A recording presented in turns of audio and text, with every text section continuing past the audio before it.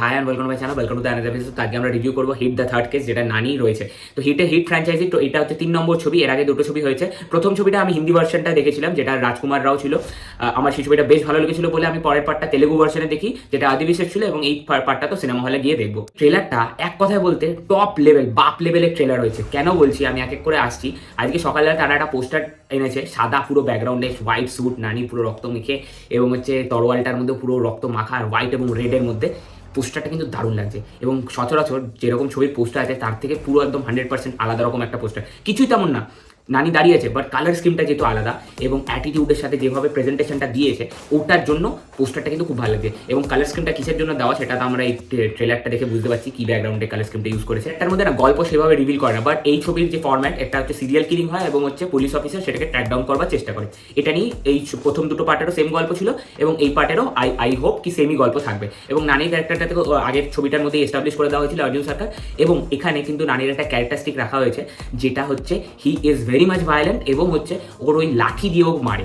এবং 3টে ছবির যে প্রোটাগনিস্ট তারা কিন্তু 3 রকমের ক্যারেক্টার, ঠিক আছে? মানে কারুর ক্যারেক্টার কারুর সাথে সিমিলার নয়। আদিবিশেষের যে ক্যারেক্টারটা, মানে হিট সেকেন্ড পার্টের যে ক্যারেক্টারটা ছিল আদিবিশেষে, মানে তার ক্যারেক্টারটা খুব কুল ছিল, কাম একটা অফিসার, যে নিজের ডিউটি পালন করে, যে তার বউকে ভালোবাসে, এবং সে একটা সিরিয়াল কিলারকে ট্র্যাক ডাউন করছে।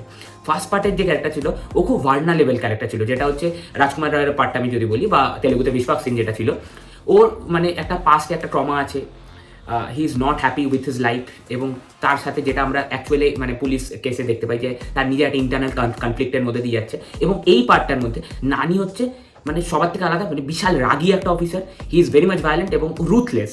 He is ruthless. 3টে ছবির যদি তুমি দেখো, ট্রেলার চালিয়েও যদি দেখো, ব্যাকড্রপও কিন্তু 3 রকম।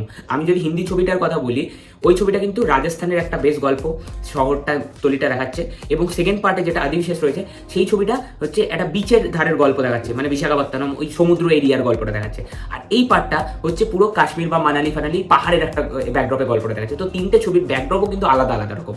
আর এখানে আমার একটা পার্টিকুলার সিন ট্রেলারে দারুণ লেগেছে, সেটা হচ্ছে নানি এরকম লাঠি দিয়ে মারে, আর তখন যত মারছে, ও একটা লোককে হাত ধরতে বলছে, এবং ওর হাতে মারছে, এবং ক্যামেরাটা এরকম মুভ করছে, এবং তার সাথে সাথে বিজিএমটাও বাড়ছে, লাঠির আওয়াজটাও জোরে জোরে হচ্ছে। মানে যত ক্যামেরা মুভ হচ্ছে তত লাঠির আওয়াজটা আরও জোর হচ্ছে, এবং তার সাথে সাথে ক্রেডিটটা আসছে।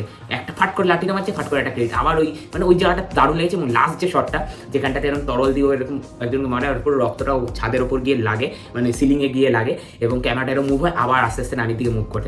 ওই পার্টিকুলার এই দুটো শট কিন্তু দারুণ। এবং ট্রেলারটার মধ্যে প্রচুর ইনোভেটিভ শর্টস রাখা হয়েছে, প্রেজেন্টেশনে ইনোভেটিভনেস আছে, তার ক্যারেক্টারটা এস্টাবলিশ যেভাবে করছে, তার রাগটা, সেটা কিন্তু হাট এরকম করে একটা সংলাপের মধ্যে দিয়ে করা হয়েছে। সরি, আমি ট্রেলার বলছি, টিজারটার মধ্যে গল্প সেভাবে রিভিল হয়নি। দেখা যাক ট্রেলারে তারা কতটা গল্প রিভিল করে। এবং ফার্স্ট মে আসছে এই ছবিটা, আমি তো দেখবার জন্য মুখিয়ে থাকলাম। তোমরা কত এক্সাইটেড ডেফিনেটলি কমেন্টে জানাও।